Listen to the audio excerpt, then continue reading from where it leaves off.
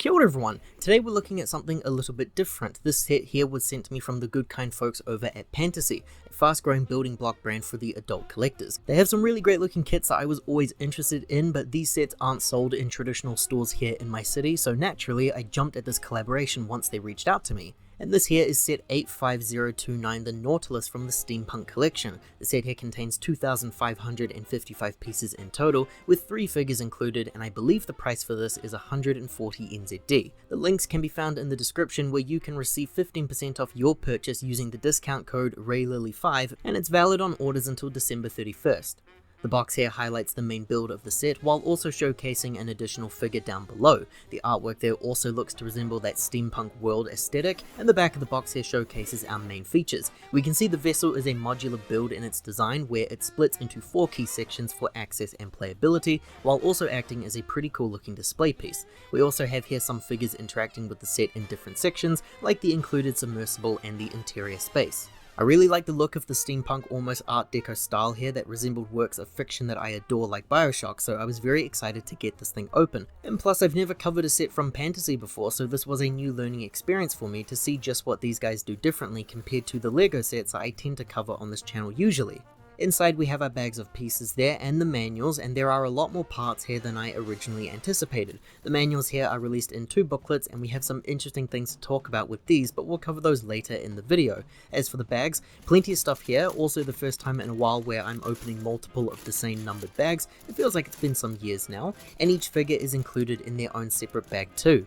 It was about 7 hours of build time later. I was really shocked at how large of a scale this thing was, but mostly because I didn't know about the piece count until much later. 2,500 pieces right there for a model that takes up almost the entire filming space. I set aside just an afternoon to build this, which ended up taking me all the way until the early morning. The whole build measures to being about 60 centimeters wide, 30 centimeters tall, and 20 centimeters deep. The entire build there splits into 3 sections with a base, a sea monster, and the main vessel, building in that order.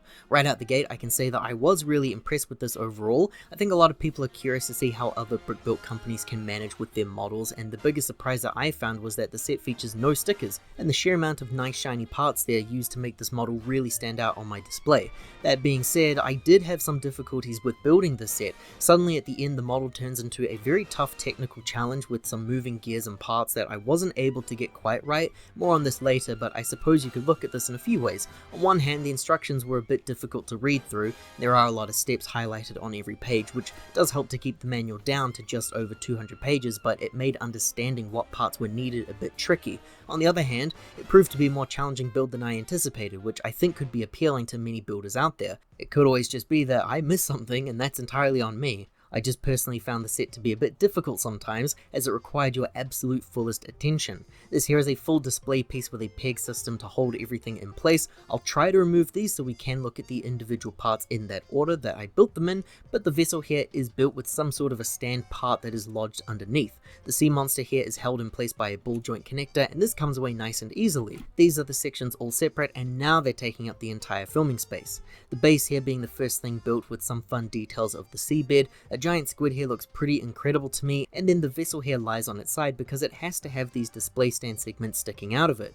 We'll start looking at the set in depth here, starting with that display base, which uses some nice dark blue parts there for the underwater style, complete with aquatic life down below too. We've got some plant life there and some grey bricks to show you maybe some rock-like formations. The first of many printed elements here. This is a display plaque dedicated to the Nautilus vessel. We've got some gold coins here that are spread across the seabed, and a treasure chest located nearby that features some more gold coins inside. The back of the base here features some more underwater plant life, pieces used in different colours, and I really like the look of the orange and pink additions there. We've got a peg and a ball joint which is actually meant to be attached already to the big squid, and this thing once it's complete looks amazing. It was a huge selling point for me, though of course the repeated builds of the legs can be a bit daunting for builders. I just love how bright this thing is. Red colouring looks so vivid here, and red is pretty much only used for the sea monster throughout the entire build. It's basically a body section and then each leg down below, which are attached by their own joints. The body here features a big eye on either side, and the rounded segments here finish off the build. There's plenty of articulation with the legs here too, but we'll remove these massive attacking tentacles so that we can look at the repeated designs here first. There's 8 of them of course, and we can see the split in the build where we have 2 lots of 4. The massive tentacles that we just removed help to separate these parts. So 3 thick segments there with 3 minor muscle joints following along, and then we end with a vine piece used at the end of the tentacle, all built on ball joints so they're very easy to manipulate and display. Some small suckers on the inside there, and the bigger smoother tiles are used for the thicker sections. Now building this felt a bit tiresome because you need to repeat the same process quite a few times, but the finished result, I love this thing. It looks really menacing and it's the most fun segment to play with. As for the attacking tentacles, it's close in style to the other ones, but it's a new build entirely, especially for that end piece. It's a very thick part there with multiple suckers that are built onto it, and then the arm gets thinner as we head downwards. It's a really nice design, and they both link into these sections here featuring similar amounts of articulation. To hook this guy up to the display, we just connect our ball joint piece there that we saw earlier, keeping the legs off to the sides there so they don't interfere with the display stand, and then you just adjust them around this area, but it works better when the Nautilus has been placed here too. Now before we jump into that though, there is a figure stand there to display your diver. We've got the figure here on a translucent peg, and it looks like the figure is swimming nearby. Here's my thing though, maybe I did it wrong. The figure there is very top heavy, which I kind of knew going in. That stand is not going to stay in place. The figure's weight's just going to cause it to give way.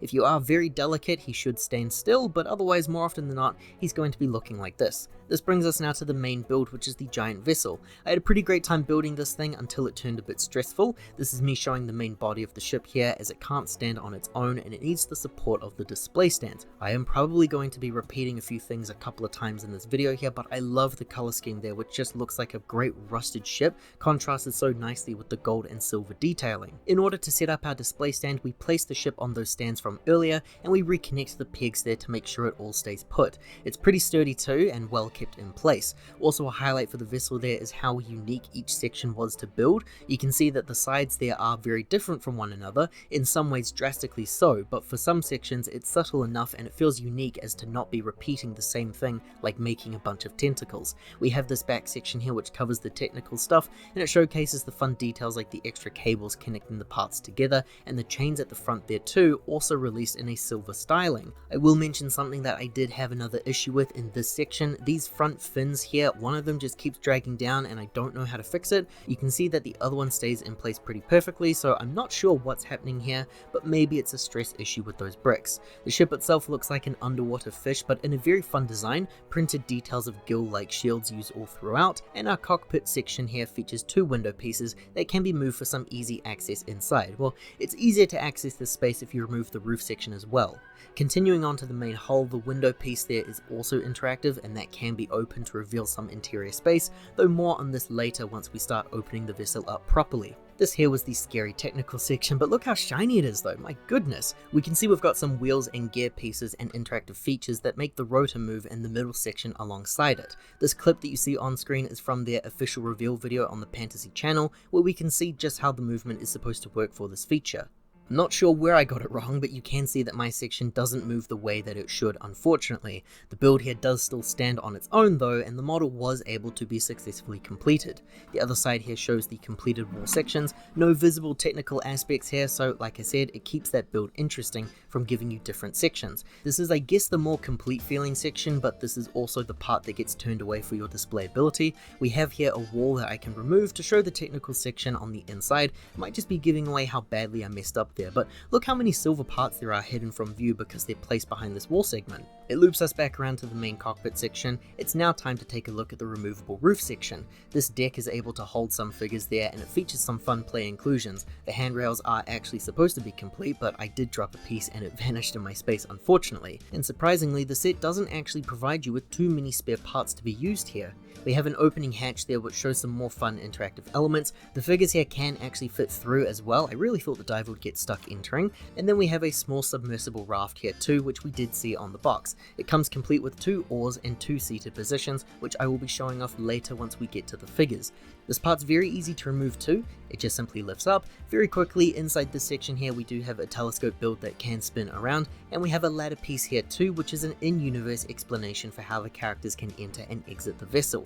Filming this top down is a bit tricky. The walls can't be taken down for easier access, I'm afraid, so this is the best that we can do, but we can of course remove these sections here to make things a bit easier for us. The cockpit can be removed like so, but the engine room needs to have these cables taken away first, and now we can see some more of the main hull. This is the lounge build, the door leading into the engine room here first though, and it features some tools and some dials and mechanical equipment by the entryway. Heading inside we have a grandfather clock there and some items of discovery inside on a display stand. We've also got a figure there shown to be seated with a cup of tea by the piano. It's a pretty cool build that uses even more silver parts for those organ pipes. The entryway to the cockpit here shows some printed images of discoveries, I imagine, followed by some weapons and a standing post for the telescope. This here is the inside of the cockpit where we once again have some nice tool sections down below, and we also have an entry hatch from the outside. We can also remove the roof piece there to get better access at sitting our figures down. This shows us the wheel and printed elements of nozzles and dials. The engine room though does not feature any interactive sections for the characters. There's no standing room or anything of the sorts, just the ability to look at the cool silver parts. Now as for reconnecting the parts though, that's a bit tricky. You can see these sections here, it should be nice and easy, but it's quite difficult because of the parts that move. You can see that the holder there moves as I try to reconnect it like so, and usually I can get one or two of these sections locked into place. It's the other parts that need some extra work. I also discovered that because these small pegs can be pushed all the way into those bricks, they'll just keep going, so really you're only having 2 out of 4 pegs available to lock the segment into place. Off camera I was able to disassemble that floor chunk there, which gave me access to moving the peg back into position nice and easily, so it can be fixed, it's just a bit cumbersome. Then you have to push really hard and just kind of hope for the best. The engine section though, very simple, very easy, just as I'd hoped. The roof section as well we already covered, it just slots back into place like this. And the last thing to do here is to reconnect our sea monster and then start posing the tentacles to make for an exciting display piece. And again, I love the amount of articulation that's provided here to make the scene so dynamic for my display. I think it looks really cool once the whole thing has been completed. Now I struggled on the occasion, but I had a great and interesting time building this thing. I think the model is very impressive once it's all complete, but now it's time to take a look at our figures that were included in the set. None of these characters have any names per se, they all just kind of fill out a role instead, and they seem to resemble certain characters from the Jules Verne classic tale. There's interesting things to be said about these guys and some oddities as well. This here is the crew member who I've been calling the diver throughout this video. He's showcasing an iconic style of a deep sea diver with a very cool helmet and trident piece that's been coloured once again in silver. The hatch on his helmet can be opened to show a face underneath, and it's a simple helmet to remove as well, breaking into 2 parts there, and here we can see the underside details. There's no extra hairpiece or headwear for this character though. The figure breaks down into these sections. We've got some legs which remain static, a torso that allows for some arm movements up and down, and a little bit outward since they are built on a ball joint type connection, and then the head can be rotated around as well. I couldn't quite pick it, but I think the figures to me resemble the Lego Trolls figures with the crazy molded headpieces, but the connections for hat and hair pieces are different between the 2 figures. Then this is the Professor figure who shows some really nice accurate clothing attire for this theme. A green coat with some fabric that's overflowing to the legs is a really fun touch. This guy also features a special hat piece, and we can see a monocle that's been printed over his eye. Again, the hat can be removed to show some extra hair printing on the head itself, but there are no extra parts included there for a style without the hat. This here is our captain figure who shows us some nice formal wear of the captain's uniform. The hat here is a different style for this guy as well, and I love the color changes for all 3 of these figures. I don't see many repeated ideas here, and I think they all stand out quite well amongst each other. The captain here has some dastardly facial hair going on, and one thing I will say is that the anger levels for these guys are very high. No one seems to be very happy to be here. Everyone has a very angry expression, which I think is a bit odd. Now the set here includes not just 1 but 3 different pairs of legs for your figures, featured in a seated position, but instead of replicating that look using bricks, we have here a specially molded piece that's made just for sitting down. Here I can show off the life raft from earlier and showcase the 3 figures sitting down. A really cool inclusion that makes for an interesting display piece. These are included because the legs on the figures cannot bend otherwise. The instructions here for the set were included in 2 booklets. The inside shows some branding for Fantasy, and then inside we have a cartoon of someone opening a Fantasy set, and I believe we're reading instructions on how to read instructions. Whoa. This here is a segment on the included brick separator, which looks like this. It's pink and long and it says Fantasy on it. It works in an almost similar style to the usual brick separators that you've probably used before. Then we move on to the booklet as you normally would, and like I said at the beginning, I found the amount of stuff printed on these pages to sometimes be somewhat daunting, and I think this is where I was making some key mistakes. The images being small allow for more stuff to appear. Had they made these images bigger, I imagine the booklet would have reached maybe 400 pages or so it's probably for the best that it appears this way. The back here ends the steps rather abruptly, and then we have a really cool advertisement there featuring other products. It's the entire line of the steampunk inclusions. We can see items like a clock tower and an airship, a train station, and a windmill. These are all very impressive and they make for some very cool display pieces. I love the use of having a display shelf there in the room that showcases all of these parts off, gives you a better sense of its scale and displayability, plus its target audience of an adult collector. We then have more sets on display, and this is the retro section. These I was quite familiar with from some online chatter. These builds also look amazing, and there are great videos online showcasing these models from some of your favorite LEGO content creators, so I highly recommend seeking those out when you're done here. The back of the booklet there shows the same type of aesthetic that we had at the front of the box, and then we move on to our next manual, which of course continues the build until we get to this crazy section here.